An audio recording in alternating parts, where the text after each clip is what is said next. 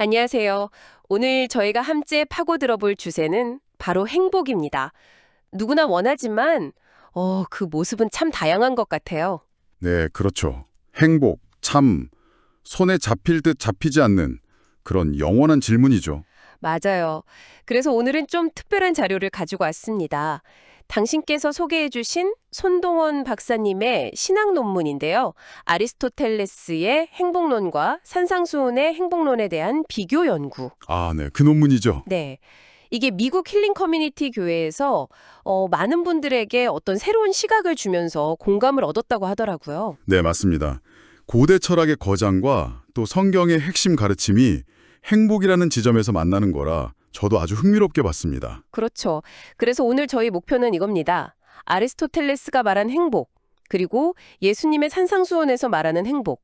이 두 가지를 좀 나란히 놓고 보면서 진짜 행복이 뭘까? 그 본질에 한번 다가가 보자는 거죠. 좋습니다. 그럼 어디서부터 시작해 볼까요? 역시 개념 정의부터 해야겠죠. 네, 그게 좋겠네요. 아리스토텔레스가 말하는 행복은 에우다이모니아라고 하죠. 이게 그냥 해피랑은 좀 달라요. 뭐랄까, 인간의 고유한 기능, 그러니까 이성을 잘 써서 덕, 즉 아레테라고 하는 탁월함을 발휘하는 삶의 상태. 그냥 기분이 좋은 게 아니라 뭔가 제대로 기능하고 있는 상태군요. 그렇죠. 잘 사는 것, 온전히 기능하는 것, 그 자체를 행복으로 본 거죠. 활동적인 개념이에요. 아하, 뭔가 내가 노력해서 이루고 완성해 나가는 그런 느낌이 강하네요. 정확합니다. 네. 인간의 노력, 수양을 통한 성취에 가까운 개념이죠. 그런데 산상수훈은 그 시작부터 좀 결이 다른 것 같아요. 마카리오스라고 하셨죠? 네, 마카리어스. 마태복음 5장에 보면 복이 있나니 이렇게 계속 반복되잖아요. 그때 그 복입니다. 네. 이건 세상적인 성공이나 어떤 조건과는 별개로 뭐랄까 하나님과의 관계 안에서 주어지는 근본적인 축복, 하늘로부터 오는 선물 같은 성격이 훨씬 강해요. 성취대 선물. 와, 이거 시작부터 완전히 다른 길인데요? 네, 바로 그겁니다. 티모시 켈러 목사님도 이 차이를 딱 짚어서 말했죠. 아리스토텔레스의 행복은 성취하는 것이고 성경의 행복은 선물을 주어지는 거라고. 인간의 노력으로 쌓아 올리느냐, 아니면 신의 은혜로 받느냐. 와, 이 근본적인 차이. 여기서부터 오늘 이야기가 정말 흥미진진해지겠네요. 그렇죠. 이 큰 틀을 가지고 이제 손 박사님 논문에서 제시하는 구체적인 비교 포인트들을 하나씩 좀 살펴보면 좋을 것 같아요. 5가지 정도로 나눠볼 수 있거든요. 좋습니다. 그럼 첫 번째 비교 포인트. 행복은 대체 어디서 오는 걸까요? 행복의 근원. 내가 만드는 건지 아니면 주어지는 건지. 아리스토텔레스는 답이 명확해요. 인간 안에서 찾습니다. 바로 인간의 이성, 로고스를 잘 사용하고 또 꾸준한 연습으로 덕, 그러니까 벌추율을 실천하는 거예요. 전적으로 인간 중심이죠. 스스로의 힘으로 행복을 만들어간다고 본 거예요. 근데 산상수훈은 바로 첫 구절부터 반대 방향으로 가는 것 같아요. 마태복음 5장 3절. 심령이 가난한 자는 복이 있나니 천국이 그들의 것이며. 가난한 게 어떻게 복의 시작이 되죠? 이게 좀 역설적이잖아요. 맞아요. 여기서 가난하다는 헬라어 원어가 프토코스, PTOKOS인데요. 이게 그냥 물질적으로 공핍하다는 뜻을 넘어서요. 영적으로. 나는 정말 아무것도 아니구나. 내 힘으로는 아무것도 할 수 없구나.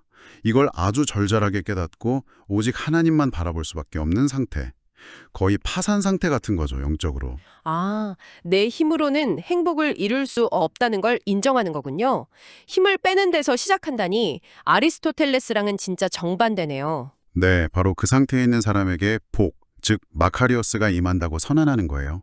이건 내 노력이나 자격으로 얻는 게 아니라 전적으로 위로부터, 하나님으로부터 오는 초월적인 선물, 인애라는 거죠. 와, 손동원 박사님도 이 부분을 아주 명확하게 짚으셨어요.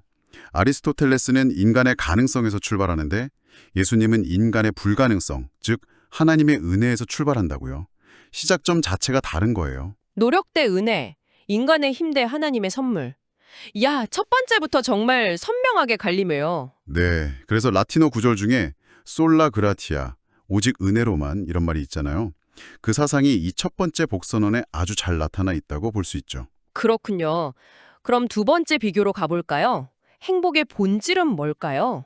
아리스토텔레스는 활동이라고 했는데 산상수훈은 좀 다른가요? 어떤 내면의 상태에 더 가까울까요? 아리스토텔레스에게 행복은 확실히 활동이었어요.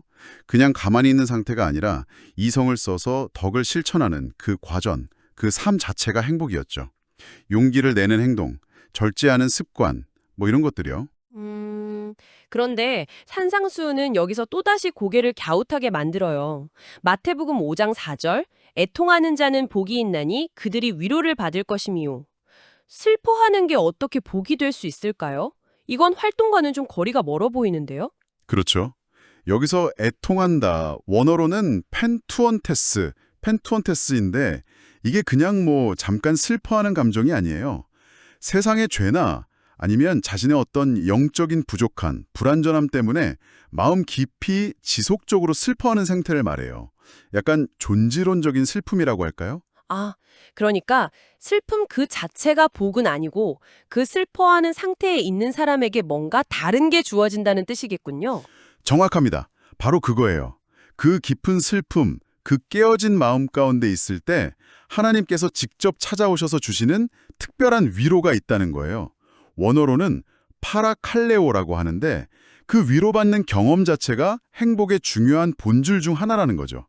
인간적인 위로와는 차원이 다른 어떤 깊은 영적 회복과 평안이요. 아, 손동원 박사님도 이 부분을 인간의 어떤 성공적인 활동이 아니라 오히려 우리의 연약함, 그 깨어짐 속으로 하나님이 찾아오셔서 주시는 그 위로가 참된 행복의 중요한 측면이라고 설명하고 있습니다. 그러고 보니 다윗 왕 이야기가 생각나네요. 그 밧세바와의 끔찍한 죄를 짓고 나서 시편 51편 보면 정말 처절하게 슬퍼하고 회개하잖아요. 네, 맞아요. 그때 하나님의 용서를 경험하면서 다시 평화를 얻고 그게 어쩌면 여기서 말하는 행복과 연결될 수 있겠네요. 그 슬픔의 과정이 역설적으로 회복의 통로가 된 거니까요. 아주 정확한 예시입니다. 네. 아리스토텔레스의 행복이 좀 능동적인 활동의 방점이 찍힌다면 산상수훈의 행복은 때로는 슬픔 같은 어찌 보면 수동적인 상태 속에서 하나님과의 관계를 통해 경험하는 깊은 존재적 위로와 평안, 여기에 좀 더 무게가 실리는 것 같아요. 활동보다는 관계 속 경험이랄까요?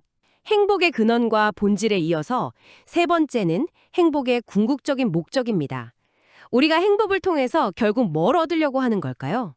아리스토텔레스는 자기 실현이라고 했는데 산상수훈은 또 다른 이야기를 하나요? 네, 아리스토텔레스는 인간이 가진 잠재력, 특히 이성 능력을 최대한 끌어올려서 탁월함에 이르는 것, 즉 자기 실현, 셀프 리얼라이제이션을 행복의 최종 목표로 봤어요.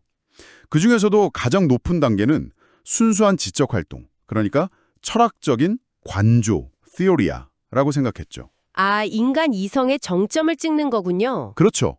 근데 산상수는 또 다른 갈망을 이야기합니다.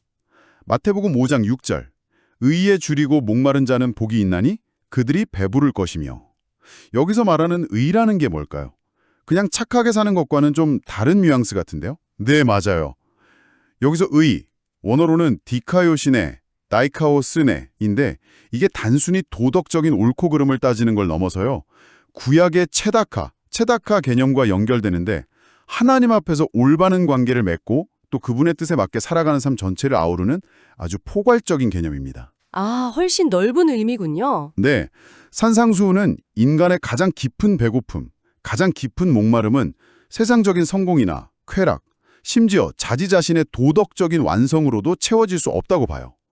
오직 하나님께서 주시는 이 의, 즉 하나님과의 올바른 관계, 그분의 다스림 안에서만 참된 만족, 여기서 말하는 배부름을 얻을 수 있다는 거죠. 아, 그러니까 내 안에서 뭔가를 완성하는 게 목적이 아니라 하나님과의 관계 속에서 채워짐을 갈망하는 것, 그게 행복의 목적이라는 거네요. 자기 완성이 아니라 하나님과의 연결. 바로 그겁니다. 손동원 박사님이 이걸 또 재미있게 비유하셨어요. 아리스토텔레스의 행복은 내가 내 노력으로 한층 한층 쌓아 올리는 탑 같다면 산상수훈의 행복은 내 힘으로는 절대 채울 수 없는 텅 빈 그릇 같아서 오직 위로부터 하나님이 채워주시는 그 영원한 만족, 즉 그분의 의의를 간절히 바라는 갈망 그 자체라고요. 스스로 채우는 게 아니라 채워주시기를 바라는 거죠. 네 번째 비교 지점으로 가볼까요? 행복의 대상 혹은 범위라고 해야 할까요? 이게 나 혼자 잘 살면 되는 건지 아니면 다른 사람들과의 관계가 꼭 필요한 건지. 아리스토텔레스도 물론 인간은 사회적 동물이고 폴리스라는 공동체 안에서 살아간다고 봤어요. 그건 인정했죠. 하지만 행복의 주체는 어디까지나 개인의 덕과 이성활동, 여기에 초점이 맞춰져 있었어요. 개인의 탁월성을 통한 어떤 개인적인 번영이 중요했죠. 친구 관계도 중요하게 봤지만 근본은 개인의 완성이었어요. 그런데 산상수훈은 이웃과의 관계를 훨씬 더 중요하게 다루는 것 같아요. 아까 그 긍휼 얘기도 그렇고 마태복음 5장 7절 긍휼히 여기는 자는 복이 있나니 그들이 긍휼히 여김을 받을 것이미요. 딱 이 구절이 생각나네요. 네, 맞습니다. 여기서 긍휼히 여긴다. 원어로는 엘레모네스인데 이게 구약 히브리어로는 라함임과 통하는 개념이에요. 단순히 이거 불쌍하다 느끼는 감정 이상이에요. 상대방의 고통을 마치 내 고통처럼 깊이 공감하고 그 아픔을 덜어주기 위해서 뭔가 적극적으로 행동하는 자비, 사랑의 실천을 의미해요. 마치 어미가 자기 갓난아이를 애틋하게 여기는 그런 마음과도 연결된다고 하죠. 아, 내가 먼저 긍휼을 베풀 때 나도 긍휼히 여김을 받게 된다. 뭔가 상호적인 관계네요. 나 혼자 잘 먹고 잘 사는 행복이 아니라 관계 속에서 행복이 오고 가는 느낌인데요. 바로 그 점입니다. 산상수훈이 말하는 행복은 혼자 고립되어서 얻는 게 아니라 하나님께 받은 그 사랑과 긍휼을 이웃에게 흘려보내는 관계적 실천 속에서 더 깊어지고 완성된다는 거예요. 손동원 박사님도 강조하시기를 산상수훈의 행복은 혼자 고구상하게 사색하거나 자기 수양하는 게 아니라 타인의 고통에 함께하고 사랑을 나누는 아주 구체적인 삶의 현장 속에 있다고요. 그 선한 사마리아인 비유가 이걸 정말 잘 보여주죠. 아리스토텔레스에게 행복의 기초가 덕, virtues였다면 산상수훈에서는 사랑, 캐리타스, 즉 긍휼이 행복의 아주 중요한 토대가 되는 셈이에요. 라틴어로 캐리타스 에스트 푼다멘텀 펠리시타티스, 사랑이 행복의 기초다. 뭐 이런 말도 있죠. 자, 이제 마지막 5번째 비교입니다. 인간이 도달할 수 있는 행복의 최고 정점, 최종 목표는 과연 무엇일까요?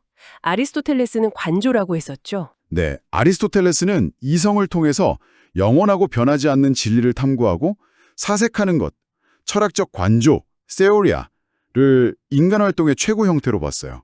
이게 인간이 누릴 수 있는 가장 신적인 디바인의 행복이라고 생각했죠. 인간 이성의 최고 발현이라고 본 거예요. 근데 산상수는 여기서 정말 놀라운 이야기를 하는 것 같아요. 행복의 최종 목표가 다른 무엇도 아니고 하나님을 보는 것이라고 하니까요. 마태복음 5장 8절 마음이 청결한 자는 복이 있나니 그들이 하나님을 볼 것이며 마음이 청결하다는 건 무슨 뜻이고 하나님을 본다는 건 또 뭘까요? 여기서 청결하다, 원어로는 카타로스인데요. 이게 그냥 겉으로 보이는 도덕적인 깨끗함만을 말하는 게 아니에요. 더 깊이 들어가서 마음속의 동기까지 포함해요.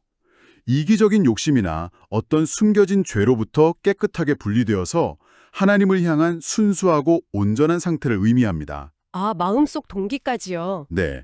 근데 중요한 건 이 청결함 역시 인간의 노력만으로는 안 되고 하나님의 은혜, 특히 기독교 신학에서는 예수 그리스도를 통해서 죄 씻음을 받아야 가능하다고 봐요. 또다시 은혜가 나오죠. 그럼 그렇게 청결한 마음을 가진 사람이 하나님을 본다는 건 뭘 의미할까요? 정말 눈으로 본다는 건가요? 여기서 본다. 원어로는 옵토스에서 파생된 미래 시제의 동사를 쓰는데 이게 단순히 시각적인 경험을 넘어섭니다. 하나님이라는 존재를 인격적으로 깊이 아는 것, 그분과 직접적이고 아주 친밀한 관계, 영적인 교제를 나누는 것을 의미해요. 아리스토텔레스가 이성으로 신적인 존재를 생각하고 이해하려고 했다면 산상수훈은 깨끗해진 마음으로 하나님을 만나고 경험하는 차원을 말하는 거죠. 와, 이건 정말 근본적인 차이인데요. 인간의 이성으로 신에게 다가가려는 시도와 정결해진 마음으로 하나님과의 만남 자체를 최종 목표로 삼는 것. 여기서도 어떻게 보면 성취대 관계 구도가 보이네요. 그렇습니다. 손동원 박사님도 이 부분을 이렇게 정리하셨어요. 아리스토텔레스의 행복이 인간이 신적인 것을 향해 올라가려는 어떤 수평적인 노력이라면 산상수훈의 행복은 하나님이 우리에게 내려오셔서 만나주시는 수직적인 은혜다. 그리고 그 만남은 인간의 뛰어난 이성이 아니라 오직 은혜로 정결케 된 마음을 통해서만 가능하다. 마치 그 순교 직전엔 스데반이 하늘이 열리고 영광 가운데 계신 예수님을 봤던 것처럼 사도행전 7장 56절 하나님과의 직접적인 만남, 그 교제가 인간이 누릴 수 있는 최고의 복이고 행복의 궁극적인 목표라는 거죠. 오늘 저희는 손동원 박사님의 논문을 통해서 행복에 대한 두 가지 길, 아리스토텔레스의 에우다이모니아와 산상수훈의 마카리우스를 비교하면서 깊이 들어가 봤습니다. 한쪽은 인간의 이성과 노력을 통한 성취로서의 행복, 다른 한쪽은 하나님의 은혜로 주어지고 때로는 우리의 연약함이나 역설적인 상황 속에서 발견되는 선물로서의 행복, 참 다른 길처럼 느껴지는데요. 듣고 계신 당신에게 행복이란 스스로 만들어가는 성취인가요? 아니면 당신에게 주어지는 선물인가요? 이 두 관점을 비교하는 게 단순히 어떤 철학이나 신학의 재미있는 직접 탐구에 그치는 건 아닌 것 같아요. 우리 삶과 직접 연결되죠. 성경 전체를 봐도 그렇습니다. 구약에서는 하나님의 법, 토라를 즐거워하고 따르는 삶, 그 안에서 복을 찾으라고 하잖아요. 하나님의 뜻을 따라 사는 것 자체가 행복의 길이라는 거죠. 네. 신약에서는 여기서 한 걸음 더 나아가서 예수 그리스도 안에서 주어지는 하나님의 용서, 그리고 그분과의 화평, 즉 샬롬 헬라어로는 에이레네라고 하죠. 이것을 참된 행복의 근원으로 더 강조하고요. 빌립보서 4장 7, 결국 기독교적인 관점에서 본다면 행복은 하나님과의 관계 회복에서 시작해서 그 관계 안에서 살아가는 삶 전체와 연결되는 거군요. 네, 그렇습니다. 신학적으로는 보통 이렇게 설명해요. 믿음으로 하나님과의 관계가 올바르게 회복되는 것, 이걸 칭이라고 하죠. 에서 시작해서 성령의 도우심을 받아 점차 하나님을 닮아가고 그분의 영광을 드러내는 삶, 이건 성화라고 하고요. 그 과정 속에서 행복에 깊어지고 완성되어 간다고요. 로마서 5장 1, 2절. 존 파이퍼라는 신학자는 이런 말을 했어요. 인간의 가장 중요한 목적은 하나님을 영화롭게 하고 영원토록 그분을 즐거워하는 것이다. 여기서 중요한 포인트는 하나님을 즐거워하는 것 자체가 하나님을 영화롭게 하는 핵심이라는 거예요. 즉, 행복은 하나님을 아는 지식, 그리고 그분과의 관계에서 오는 기쁨, 그 자체에 있다는 거죠. 오늘 살펴본 아리스토텔레스와 산상수훈의 행복에 대한 두 가지 관점. 지금 듣고 계신 당신의 삶과 생각에는 어떤 울림을 주었나요? 당신이 지금 추구하고 있는 행복은 이 둘 중 어디에 더 가깝다고 느껴지시나요? 논문 말미에서 손동원 박사님이 우리가 한번 진지하게 곱씹어 볼 만한 질문을 던지십니다. 바로 산상수훈의 또 다른 복 선언인데요. 마태복음 5장 10절입니다. 의를 위하여 박해를 받은 자는 복이 있나니 천국이 그들의 것임이라. 아, 박해받는 자가 복이 있다고요? 네, 아리스토텔레스는 행복의 조건으로 어느 정도의 외적인 안정이나 행운이 필요하다고 봤거든요. 그래서 고난이나 박해는 행복에서 좀 배제했어요. 그런데 예수님은 정반대로 의를 위해 박해받는 것이 오히려 복이라고 말씀하시는 거예요. 이건 정말 세상의 행복론과는 완전히 부딪히는 지점이죠. 그러네요. 어쩌면 진짜 행복, 그 마카리오스는 우리가 어떤 이상적인 환경을 성취하는 데 있는 게 아니라 지금 당신이 처한 그 어렵고 힘든 상황 속에서도 하나님과의 관계를 붙들고 그분의 임재를 누리는 경험, 바로 그 자체에 있는 건 아닐까요? 만약 그렇다면 지금 당신이 겪고 있는 어떤 어려움이나 고난 속에서 행복의 의미를 어떻게 좀 새롭게 발견할 수 있을까요? 라틴어 격언 중에 fortitudo non est felicitas ipessa, sed via ad felicitasem, 인내는 행복 자체가 아니라 행복으로 가는 길이다, 이런 말도 있는데요. 이 질문을 한번 당신의 삶에 비추어서 깊이 생각해 보시면 어떨까 싶습니다. 네. 당신만의 행복을 찾아가는 그 여정에 오늘 저희가 나눈 이야기가 작지만 의미 있는 이정표가 되었기를 바랍니다. 감사합니다.